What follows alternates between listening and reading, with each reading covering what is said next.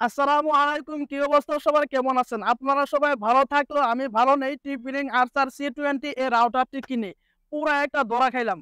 তো যারা এই রাউটারটি কিনতে চাচ্ছেন, আজকের ভিডিওটি তাদের জন্য খুবই গুরুত্বপূর্ণ। আমি এই রাউটারটি ৪ মাস যাবৎ ব্যবহার করতেছি। তো ৪ মাস ব্যবহার করে কি সমস্যা ফেস করেছি আপনাদের সামনে এটাই তুলে ধরবো। তো চলুন শুরুতে জেনে নেওয়া যাক এই রাউটার সম্পর্কে। এটি হলো tplink আরসার c20 এসি 750 মডেলের ডুয়াল ব্যান্ডের 5G সাপোর্টেড একটি রাউটার।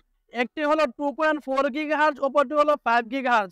2.4 গিগাহার্জের নেট স্পিড হলো 300 এমবিপিএস এবং 5 গিগাহার্জের নেট স্পিড হলো 433 এমবিপিএস।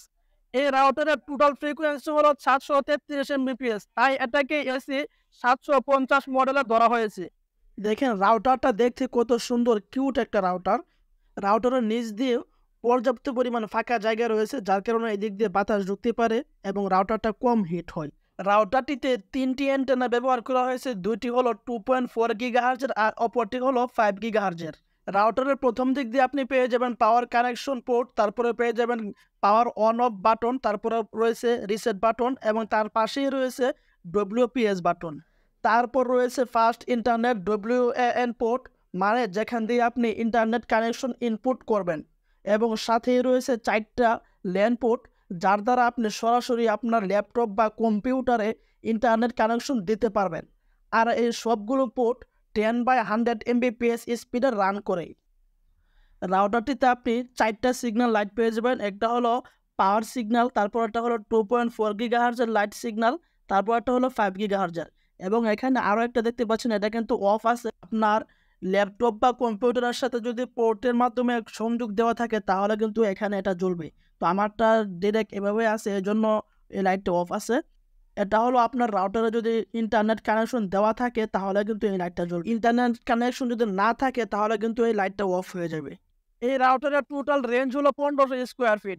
তবে যদি একটা খোলামেলা জায়গা থাকে, যদি মাঝখানে ওয়াল থাকে, তাহলে কিন্তু আপনি সমস্যায় পড়তে পারেন। এখন কথা বলি আমার ইউজার এক্সপিরিয়েন্স নিয়ে। আমি রাউটারটা মূলত 3 রুমের জন্য কিনেছি, কিন্তু যে রুমে রাউটার আছে ওই রুমে খুব ভালো সার্ভিস পাচ্ছি, কিন্তু পাশের 2 রুমের অভিযোগের অভাব নাই।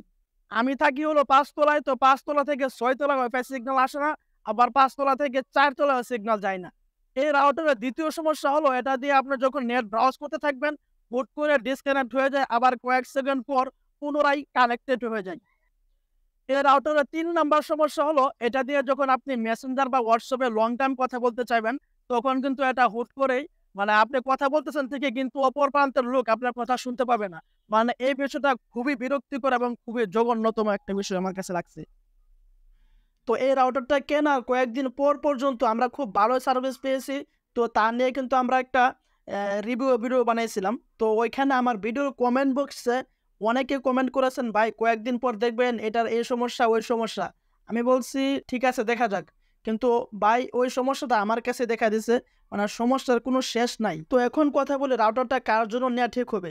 যদি আপনি একা ইউজ করতে চান বা এক রুমের জন্য তাহলে রাউটারটা বেস্ট। আর যদি কয়েক রুম মিলে যদি ইউজ করতে চান তাহলে এই রাউটারটা আপনি নেবেন না। তো এই দামে আপনি আরও ভালো ভালো রাউটার পেয়ে যাবেন, যেমন টিপিলিংকের মধ্যে পেয়ে যাবেন আরসার C54, আবার টেন্ডার মধ্যে পেয়ে যাবেন টেন্ডা AC5 বা টেন্ডা AC1200 মডেলের ডুয়েল ব্যান্ডের রাউটার। তো এই দুইটা রাউটার নিয়েও কিন্তু আমি ভিডিও বানিয়েছি। তো এগুলো খুব ভালো সার্ভিস পাচ্ছি এখন পর্যন্ত। আপনারা চাইলে ওই ভিডিওগুলো দেখতে পারেন, আমি এই ভিডিওর ডেসক্রিপশনে ওই ভিডিওগুলোর লিঙ্ক দিয়ে দেবো। তো এই ছিল আমার আজকের ভিডিওটি যদি ভালো লাগে তাহলে অবশ্যই লাইক, কমেন্ট এবং সাবস্ক্রাইব করবেন। ধন্যবাদ সবাইকে।